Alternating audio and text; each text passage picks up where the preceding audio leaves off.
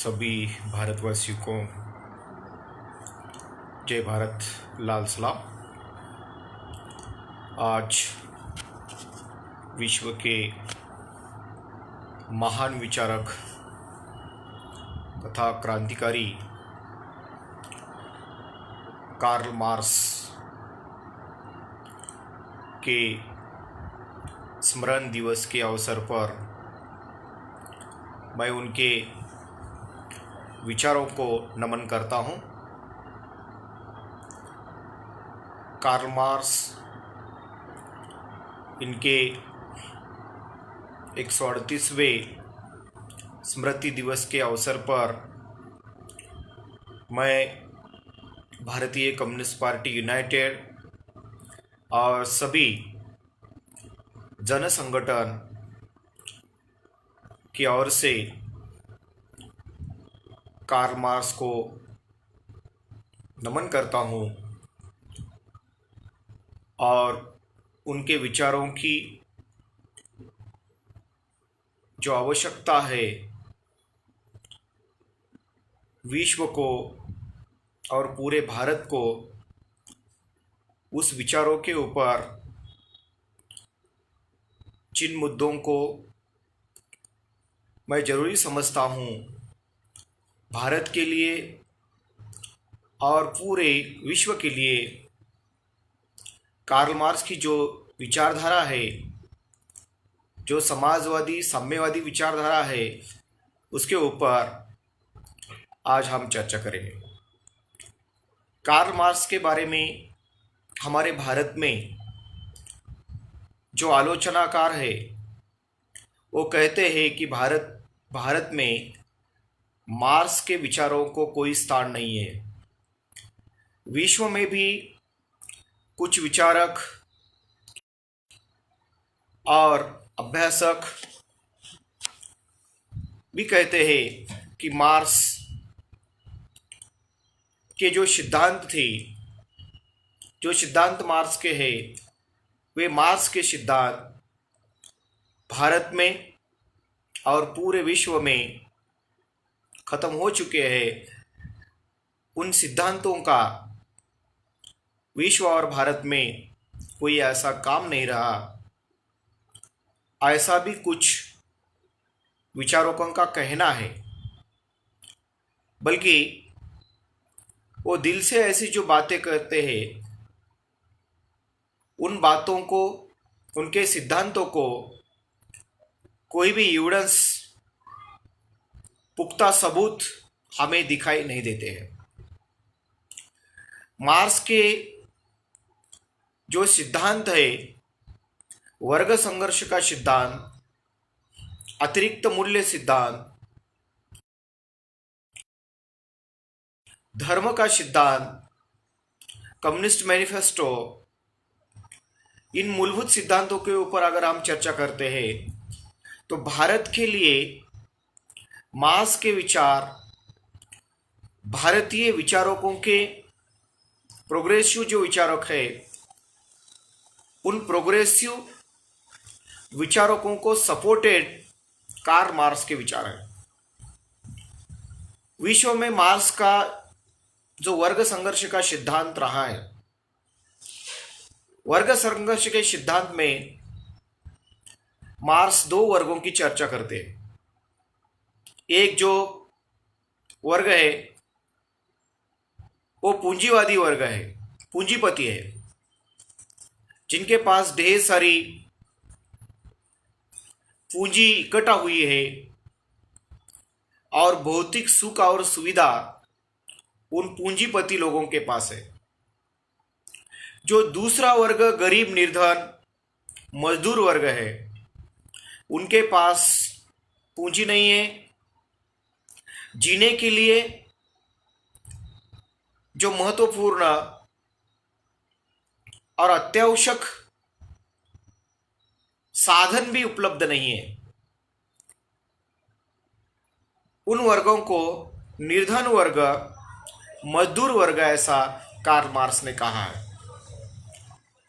और ये दो वर्गों में संघर्ष होने का कारण कॉमरेड कार्ल मार्क्स ने बताया है कि जिनके पास सब कुछ है, जैसे कि हमारे भारत में टाटा, बिरला, अंबानी, किर्लोस्कर, अदानी, माल्या, नीरव मोदी और ये सब जो पूंजीपति है, जो धनी लोग हैं, उनके पास सब कुछ है। गाड़ी है, बंगला है, जमीन है, पैसा है, सोना है, चांदी है। लेकिन जो बहुत बड़ा वर्ग है, जो मजदूर है, जो कष्टकरी है, जो भूमिहीन है, उनके पास कुछ भी नहीं है। जमीन नहीं है, गाड़ी नहीं है, बंगला नहीं है, सोना नहीं है, चांदी नहीं है और पैसा भी नहीं है। भारत में दो तरह के लोग होते हैं, जैसे विश्व में भी कार्ल मार्क्स ने बताया है कि एक तरफ सब कुछ है और दूसरी तरफ कुछ भी नहीं है। जो नहीं है, ऐसे लोग इकट्ठा होते हैं और अपने संघर्ष के लिए, अपने अधिकार के लिए हमेशा वो संघर्ष करते रहते। लेकिन पूंजीपति, सामंतवादी जो लोग होते हैं, वो मजदूर लोगों को ऊपर आने नहीं देते। वो हमेशा उन्हें कुचलने की कोशिश करते, क्योंकि उनके पास सब कुछ होता है। गाड़ी, बंगला, खेती बाड़ी, उद्योग, पैसा, सोना, चांदी, सब कुछ उनके पास होने के वजह से वो गरीब, निर्धन, मजदूर लोगों को हमेशा कुचलने की कोशिश करते हैं और कुचलने में सफल होते रहते हैं। ऐसा क्यों होता है, इसके बारे में जो अगला सिद्धांत कार्ल मार्क्स ने बताया है, वो सिद्धांत है अतिरिक्त मूल्य सिद्धांत। अतिरिक्त मूल्य सिद्धांत के माध्यम से कार्ल मार्क्स कहते हैं, जो मजदूर उद्योग क्षेत्र में काम करता है, खेती बाड़ी में काम करता है, जितना काम करता है उतना दाम उसे मालिक की ओर से नहीं दिया जाता। और इसका एग्जाम्पल बताते हुए कार्ल मार्क्स कहते हैं कि एक श्रमिक अगर 12 घंटे काम करता है तो 12 घंटे में एक श्रमिक जितना कमाता है उससे 10% भी उसे मजदूरी नहीं मिलती है, क्योंकि उसमें से 90% जो है वो जो मालिक होता है, वो जो पूंजीपति होता है, वो पूरा खा जाता है। क्योंकि मजदूरों को कितनी मजदूरी देनी है, यह निर्णय लेने का पूरा अधिकार पूंजीवादी व्यवस्था में, सामंतवादी व्यवस्था में पूंजीपतियों के हाथों में ही होता है। गरीब, निर्धन मजदूर अपनी मजदूरी कितनी होनी चाहिए इसके बारे में कुछ भी निर्णय नहीं ले सकते। उन्हें कोई भी अधिकार नहीं होता है।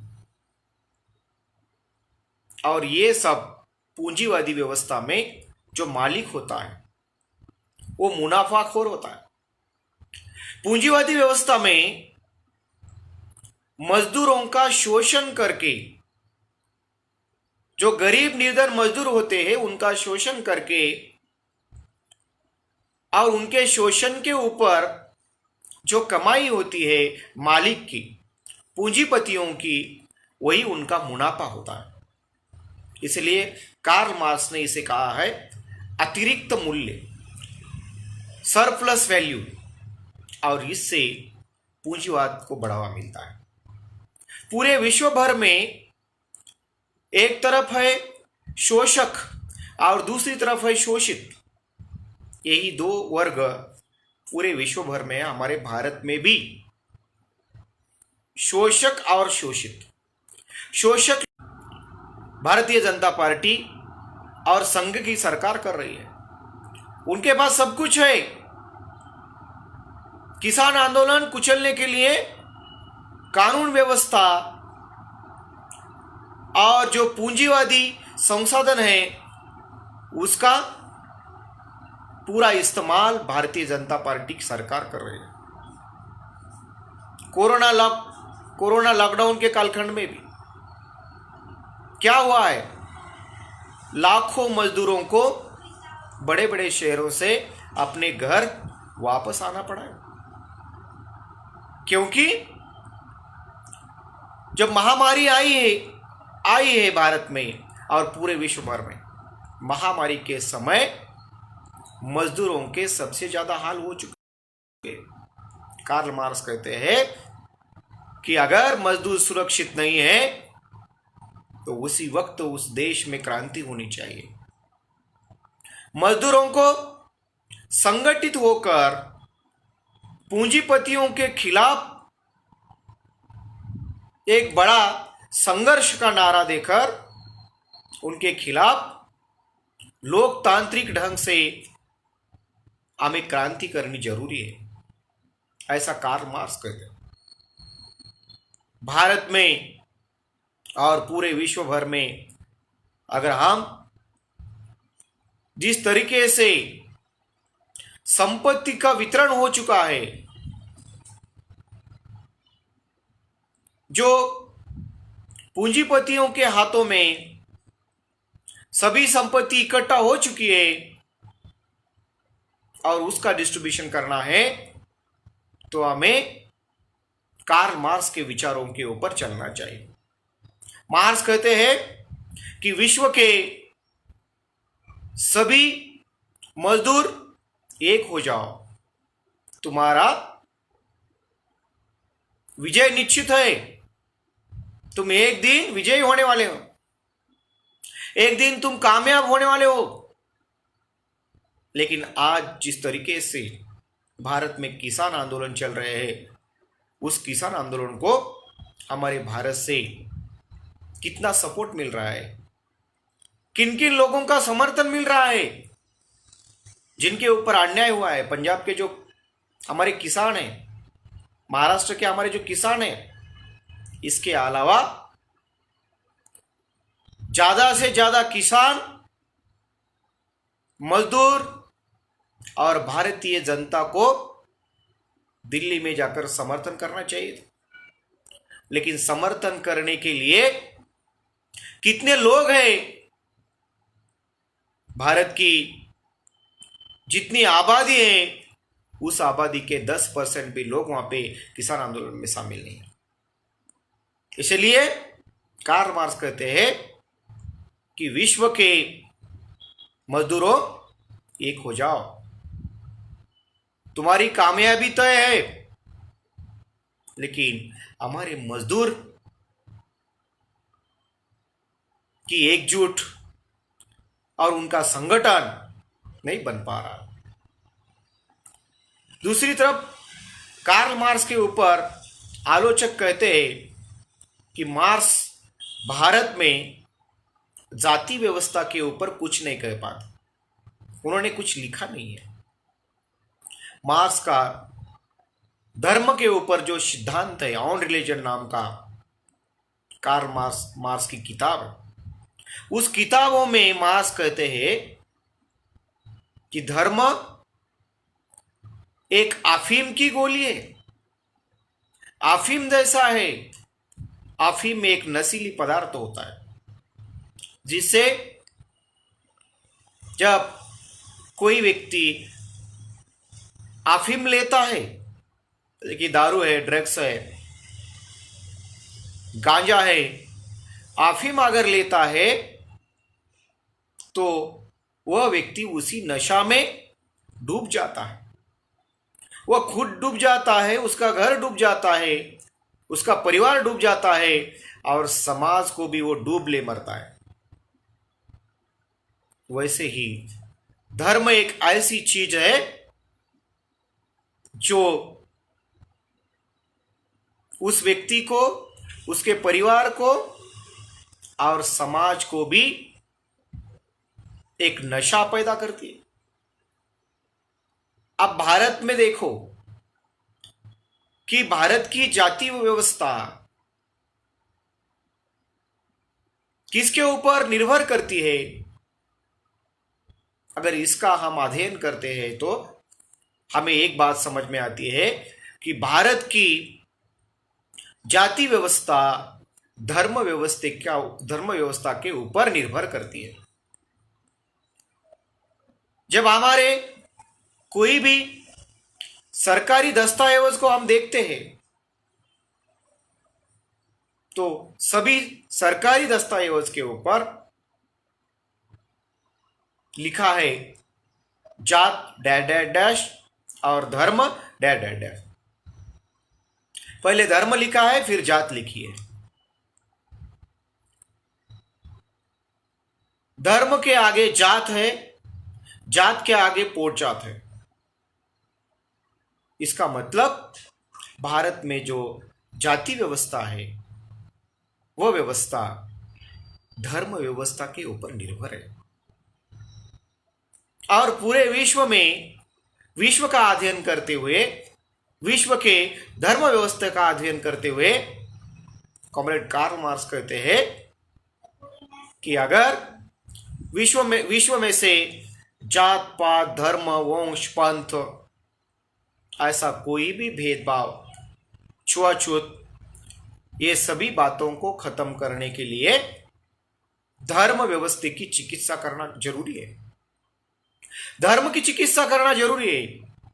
अब धर्म की चिकित्सा अगर हम करते हैं तो उसी वक्त जाति की भी चिकित्सा हम करते हैं, पंथों की भी चिकित्सा हम करते हैं। धर्म जात वंश पंथ इन सभी की चिकित्सा करके मनुष्य को धर्म की जरूरत नहीं है, क्योंकि कार्ल मार्क्स के इस सिद्धांतों का अगर हमें समीक्षा करना है, आलोचना करना है तो हमें फिर से इतिहास दोहराना पड़ेगा। हमें मानव वंश शास्त्र का अध्ययन करना पड़ेगा। जब इस विश्व में मनुष्य का निर्माण हुआ था तब कोई धर्म नहीं था, कोई जात नहीं थी, कोई पंथ नहीं था और कोई भी वंश नहीं था। मनुष्य केवल और केवल आदि मानव था और आदि मानव के रूप में उसी वक्त वो जंगल में जो फल और अन्य वनस्पतियों को खाकर अपना जीवन व्यतीत करता था। उसी वक्त मनुष्य के शरीर के ऊपर वो किस जाति का है, किस पंथ का है और किस धर्म का है ऐसा कुछ भी लिखित या शरीर के ऊपर कोई भी आइडेंटिफिकेशन नहीं है कि जिससे हम पहचान सकते हैं कि ये व्यक्ति ये विशिष्ट धर्म का है, विशिष्ट जाति का है। इसीलिए कार्ल मार्क्स कहते हैं कि धर्म एक नशा है, धर्म एक अफीम है। अभी मैं भारत के विचारकों को, भारत के अध्ययनकर्ताओं को कैसे बताऊं कि मेरे प्यारे दोस्तों, कार्ल मार्क्स ने कहा है कि धर्म एक अफीम है और भारत की जाति व्यवस्था धर्म के ऊपर निर्भर है। अगर हमें भारत की जाति व्यवस्था को खत्म करना है तो हमें सबसे पहले विश्व के धर्म व्यवस्था की चिकित्सा करना पड़ेगा। अलग अलग धर्म अलग अलग तरीके से हमें शिक्षा देता है। कोई धर्म अपने अपने तरीके से वो लोगों को शिक्षा देता है। जन्म से लेकर मृत्यु तक हर एक धर्म की शिक्षा अलग होती है। ऐसा क्यों है? मनुष्य एक है, 2 हाथ 2 पैर 2 आंखें। मनुष्य का शरीर सब एक जैसा है और सबका खून लाल है। ऐसा नहीं है किसी का खून नीला है, किसी का पीला है, किसी का हरा है और किसी का लाल है। ऐसा कुछ भी नहीं है। ऐसा होते हुए भी सबका खून लाल, इसलिए हम लाल सलाम करते। सबका खून लाल है, सब एक समान है, कोई जाति नहीं, कोई धर्म नहीं, कोई पंथ नहीं, कोई वंश नहीं है। इसलिए कार्ल मार्क्स ने कहा है ऑन रिलीजन, धर्म की नशा सबसे अलग होती है और धर्म की नशा विनाशकारी होती है। भारत धर्म और जाति व्यवस्था के नशा में डूब जा रहा है और केंद्र की भारतीय जनता पार्टी की सरकार राष्ट्रीय लोकतांत्रिक आघाड़ी की सरकार लोगों को धर्म के नाम कर भड़काने का काम कर रही है। ये गलत है। क्यों भड़काते हैं लोगों को? हिंदू, मुस्लिम, सिख, ईसाई, बौद्ध, क्रिश्चियन, क्या मिलने वाला है इससे? इससे लोगों का कुछ भी भला नहीं है। इससे केवल और केवल मनुष्य मनुष्य में भेदभाव करने का काम कर रहे हैं। ये बात हमें समझना चाहिए। पूरे विश्व भर में और भारत भर में भी अभी कुछ लोग आगे आ रहे हैं, कुछ विचारक, कुछ साइंटिस्ट आगे आकर खुल के बोल रहे हैं कि धर्म न रहते हुए भी मनुष्य अपना जीवन व्यतीत कर सकता है। मनुष्य को निधर्मी बनना चाहिए। एक धर्म दूसरे धर्म का अगर आदर करता है, लेकिन फिर भी अपना धर्म सर्वश्रेष्ठ कैसा है, सबसे बड़ा कैसा है, ये दिखाते रहता है। कोई भी ऐसा धर्म का प्रसारक और प्रचारक नहीं कह पाता कि मेरा धर्म दूसरे धर्मों से निचला है। ऐसा कोई नहीं बोल सकता। सब बोलेंगे सेकुलर, हम सेकुलर है, हम धर्मनिरपेक्ष हैं, हम सबको मानते हैं, हम सबकी सुनते हैं। लेकिन कथनी और करनी में बहुत बड़ा अंतर होता है। जब करने की जरूरत आती है तब लोग क्या करते हैं? मुंह फेर लेते हैं। इसलिए कार्ल मार्क्स को याद करना बहुत जरूरी है। अभी कुछ विचारक, कुछ लोग, कुछ अध्ययनकर्ता धर्म को सर्वश्रेष्ठ मानते हैं, लेकिन भारत में भी जिन प्रतिगामी धर्म व्यवस्था ने वर्ण व्यवस्था दी है, ब्राह्मण, क्षत्रिय, वैश्य, शूद्र, ऐसी वर्ण व्यवस्था दी है और इस वर्ण व्यवस्था को चलते भारत में जाति व्यवस्था भी दी गई है। और इस जाति व्यवस्था, धर्म व्यवस्था और वर्ण व्यवस्था के ऊपर जो सॉल्यूशन है, वो सॉल्यूशन कार्ल मार्क्स के ऑन रिलीजन में मिल सकता है। हमारे भारत में महान विचारक तथागत गौतम बुद्ध, महात्मा कबीर, डॉक्टर बाबा साहेब आंबेडकर, कॉम्रेड अण्णाभाऊ साठे, अहिल्यादेवी होळकर, इन सभी विचारकों ने भी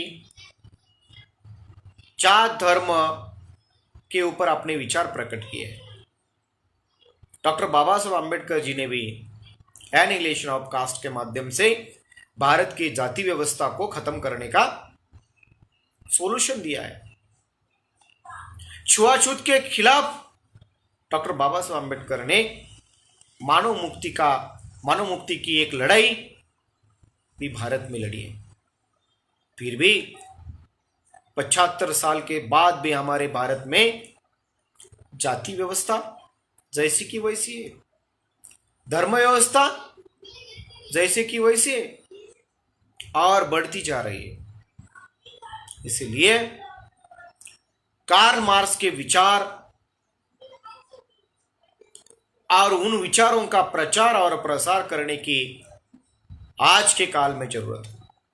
विश्व में भी क्या हुआ है, विश्व में जिस तरीके से कोरोना महामारी आए हैं, लॉकडाउन चला है, और चीन अमेरिका को हम विश्व में सबसे बड़ा नेशन समझते हैं, सबसे बड़ा डेवलप्ड नेशन समझते हैं, विकसित राष्ट्र समझते हैं, वही राष्ट्रों में सबसे ज्यादा लोग रास्ते पे आए, क्योंकि कोरोना लॉकडाउन के कालखंड में सबसे ज्यादा लोग बेरोजगार हो चुके हैं, वो अमेरिका के लोग बेरोजगार हो चुके हैं। इसलिए साथियों, पूंजीपति व्यवस्था में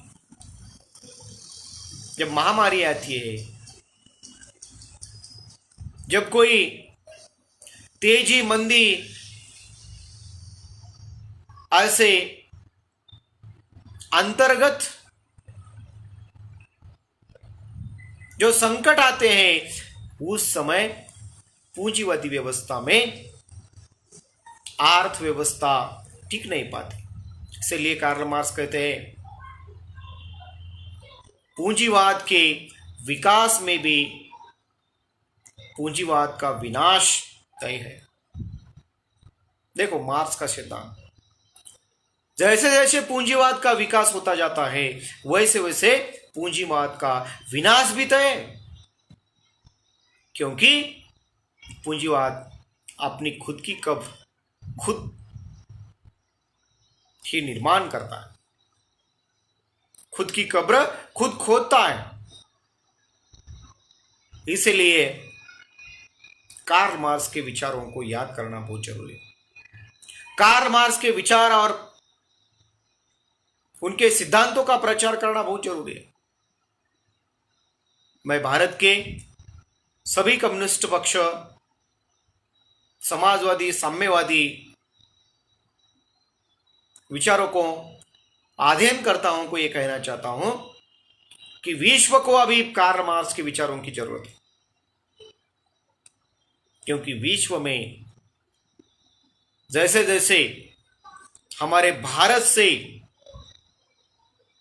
धर्म व्यवस्था विश्व में भी जा चुके हैं, रिलीजन और कास्ट दोनों भी भारत में जैसे जैसे बढ़ते गए, वैसे ही विश्व में भी आने वाले कालखंड में ये बढ़ते जाने वाले हैं। और विश्व में गरीब और धनिक, शोषक और शोषित वर्ग जब बढ़ते जाएंगे, तब अपने आप लोकतांत्रिक क्रांति विश्व में होना तय है। और भारत में जो किसान आंदोलन चल रहे हैं दिल्ली में, उस आंदोलन एक संकेत है, उस आंदोलन एक चिंगारी है, जिससे भारत में लोकतांत्रिक क्रांति का संकेत देती है। मैं कार्ल मार्क्स के स्मृति दिवस के अवसर पर सभी भारतवासियों को यही सलाह देता हूं कि कार्ल मार्क्स के सिद्धांतों का अध्ययन कीजिए, कार्ल मार्क्स के सिद्धांतों के ऊपर चलने की कोशिश कीजिए। एक दिन भारत में भी पूरा समाजवाद, पूरा साम्यवाद और समानता हर एक क्षेत्र में जरूर आएगी, क्योंकि आज जो हमारे भारत की राष्ट्रीय स्वयंसेवक संघ प्रणीत भारतीय जनता पार्टी की सरकार अभी बैंकों का निजीकरण करने जा रही है, LIC का निजीकरण करने जा रही है, और सभी सरकारी क्षेत्र का निजीकरण करना चाह रहे हैं, और निजीकरण से अपने आप आरक्षण हटने वाला है। निजीकरण से सरकारी नौकरियां कम होने वाली है। कार्ल मार्क्स का निजीकरण को सबसे बड़ा विरोध था। कार्ल मार्क्स कहते थे कि निजीकरण से पूंजीवादी सामंतवादी व्यवस्थाओं को शोषण करने के लिए उन्हें एक चांस मिलता है, उन्हें संधि मिलती है, और शोषक वर्ग शोषित वर्गों का हमेशा शोषण करता रहता। शोषण करने के लिए उन्हें ज्यादा स्पेस मिलता है। निजीकरण से हमारे भारत में शोषण ज्यादा होने वाला है। इसलिए साथियों, आगे चलकर हमें एकजुट होना जरूरी है, हमें संगठित होना जरूरी है। अगर हम संगठित नहीं होते तो आने वाले कालखंड में बहुत बुरी तरीके से हमारे गरीब निर्धन लोगों का शोषण होने वाला है। शोषण के खिलाफ हमें एकजुट होकर आने वाली लड़ाई लोकतांत्रिक ढंग से हमें लड़नी चाहिए। और जिस तरीके से भारतीय जनता पार्टी की सरकार भारत में निजीकरण ला रही है, भारत में शिक्षा, हेल्थ और बेसिक जो नीड्स है, इंफ्रास्ट्रक्चर, ऐसे क्षेत्रों में भी ये सरकार अगर प्राइवेट कंपनियों को ला रही है तो इसके लिए हमें कार्ल मार्क्स के विचारों से ही संघर्ष करना चाहिए। मार्क्स कहते हैं कि सभी क्षेत्रों का सरकारीकरण होना चाहिए। बैंक, शिक्षा, हेल्थ, न्यूट्रिशंस और जो बेसिक नीड्स है वो हमें मुफ्त में मिलनी चाहिए। अभी भारत में ऐसी परिस्थिति नहीं है। इसीलिए कार्ल मार्क्स के विचारों की आज भी जरूरत महसूस होती है। हमें डट के मुकाबला करना चाहिए और कार्ल मार्क्स के विचारों को अध्ययन करके, उनके सिद्धांतों का अध्ययन करके उनके ऊपर आलोचक जो कहते हैं उन आलोचकों के